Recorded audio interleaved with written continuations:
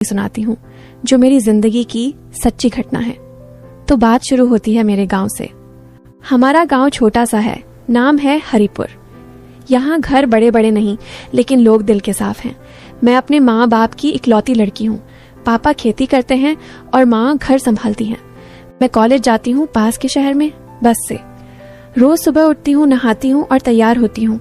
नहाने के समय मैं खुद को आईने में देखती हूँ। मेरी बॉडी पर पानी की बूंदें गिरती हैं तो ऐसा लगता है जैसे कोई मोती बिखरे हों। मैं सोचती हूँ कि अगर कोई लड़का मुझे ऐसे देख ले तो क्या होगा, लेकिन घर में तो कोई नहीं है ऐसा। खैर, एक दिन की बात है, मैं कॉलेज से लौट रही थी। बस में भीड़ थी, लेकिन मैं खिड़की वाली सीट पर बैठी थी। अचानक बस रुकी और एक लड़का चढ़ा। उसका नाम था विक्रम। वो हमारे गांव का ही था, लेकिन शहर में नौकरी करता था। विक्रम लंबा चौड़ा था। उसकी मसल्स ऐसे उभरी हुई थीं कि शर्ट से बाहर आने को तैयार। वो मेरे पास आकर खड़ा हो गया और बस झटके से चली तो वो थोड़ा मेरी तरफ झुक गया। उसका हाथ मेरी जांघ के पास टच हो गया, लेकिन वो हट गया। मैंने देखा, उसकी आंखें मेरी तरफ थीं, जैसे कह रही हूं कि नेहा तू कितनी मुलायम है। मैंने मुस्कुरा दी, लेकिन कुछ नहीं कहा।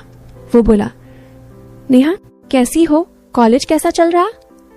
मैंने कहा, ठीक है भैया, आपकी नौकरी? वो हंसा, अच्छी है, लेकिन गांव की याद आती है। तू तो बड़ी हो गई है अब। उसकी बात में कुछ था जैसे वो मेरी बॉडी को स्कैन कर रहा हो। मैं सोच रही थी कि अगर बस और झटका लगे तो क्या होगा, लेकिन बस रुक गई और वो उतर गया। घर आकर मैंने सोचा, विक्रम थोड़ा अलग लग रहा था।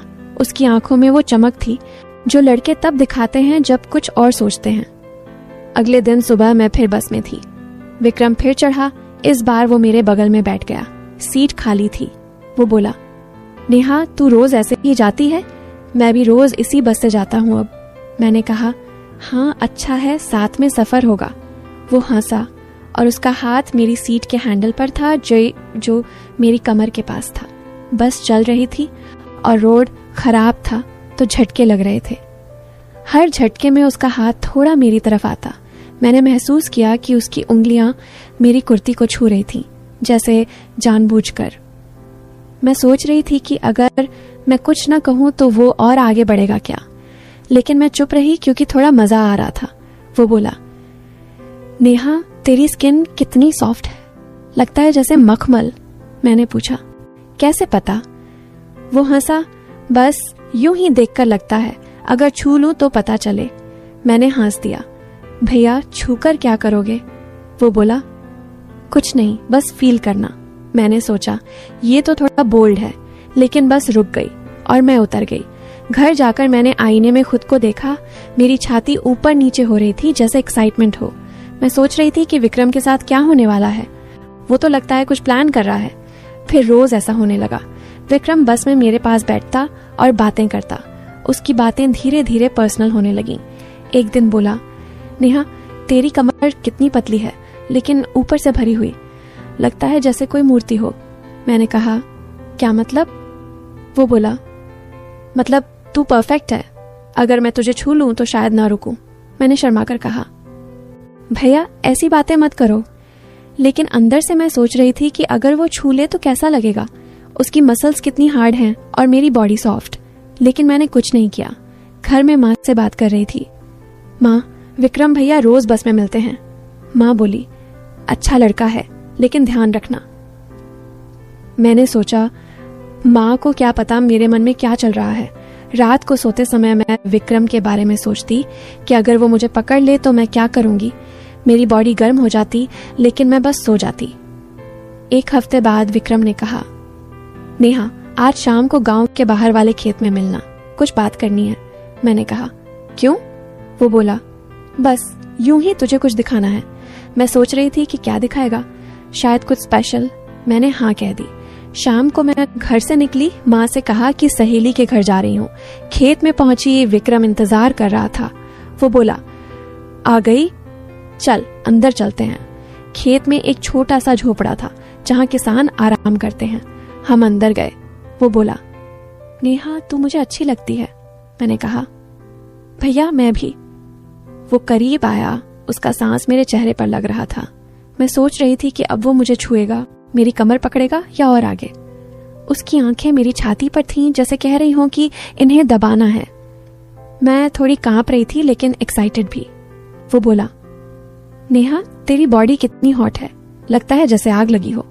मैंने कहा, कैसे पता? वो बोला, अगर छू लूं तो पता चले। उसका हाथ मेरी कमर की तरफ बढ़ा लेकिन अचानक बाहर से आवाज आई, विक्रम। कोई आ गया था, वो उसका दोस्त था। हम अलग हो गए। मैं घर आ गई लेकिन मन में सस्पेंस था कि अगली बार क्या होगा। अगली शाम फिर मिले। इस बार झोपड़े में कोई नहीं था।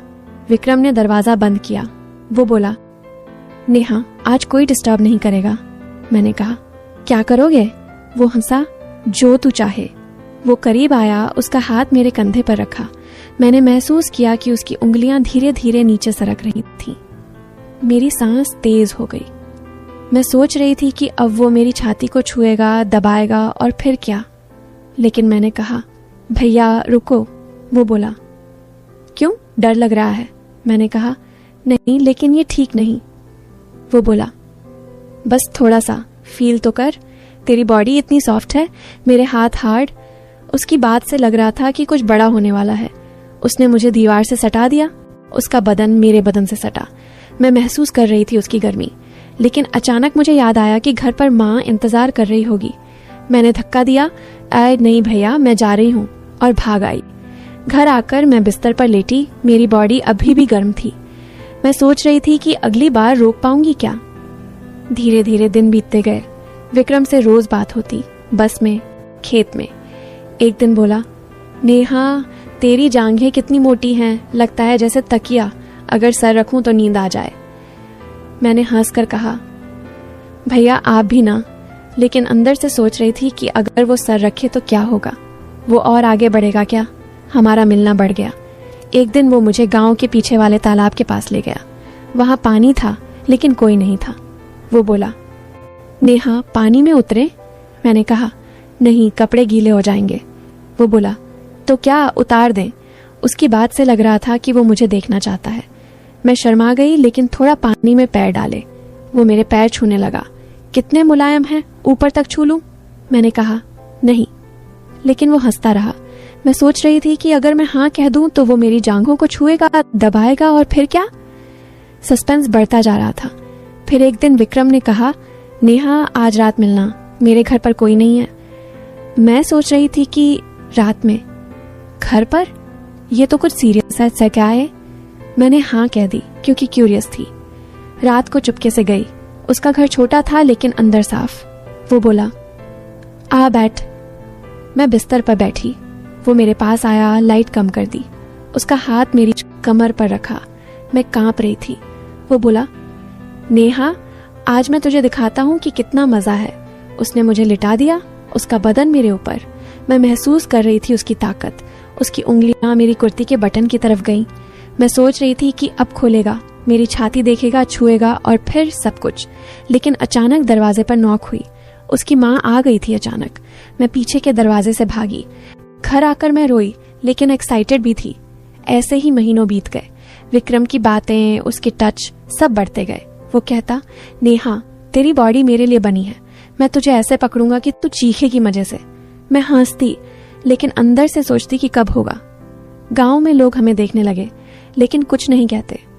एक दिन वो मुझे जंगल की तरफ ले गया। वहां घना था। वो बोला, यहाँ कोई नहीं आएगा। उसने मुझे पेड़ से सटा दिया, करने लगा गर्दन पर। मैंने महसूस किया उसके होठों की गर्मी। उसका हाथ नीचे सरक रहा था। मैं सोच रही थी कि अब तो हो जाएगा, वो मुझे पूरा फील कराएगा। लेकिन अचानक बारिश नहीं बल्कि एक जानवर की आवाज आई और हम भागे। धीरे धीरे मैं समझने लगी कि विक्रम सिर्फ बातें करता है लेकिन कुछ करता नहीं।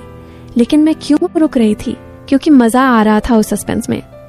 लेकिन एक दिन सब बदल गया। विक्रम ने कहा, नेहा मैं तुझे शहर ले चलूंगा, वहां होटल में, वहां सब होगा। मैं सोच रही थी कि अब तो पक्का कुछ फिजिकल होगा, वो मुझे पूरा अपना बना लेगा। मैं तैयार थी। लेकिन जब हम जाने लगे बस में, अचानक विक्रम बोला, नेहा रुक, मुझे कुछ बताना है। वो बोला, मैं तुझे प्यार करता हूं लेकिन असल में मैं तेरी रक्षा करना चाहता हूं।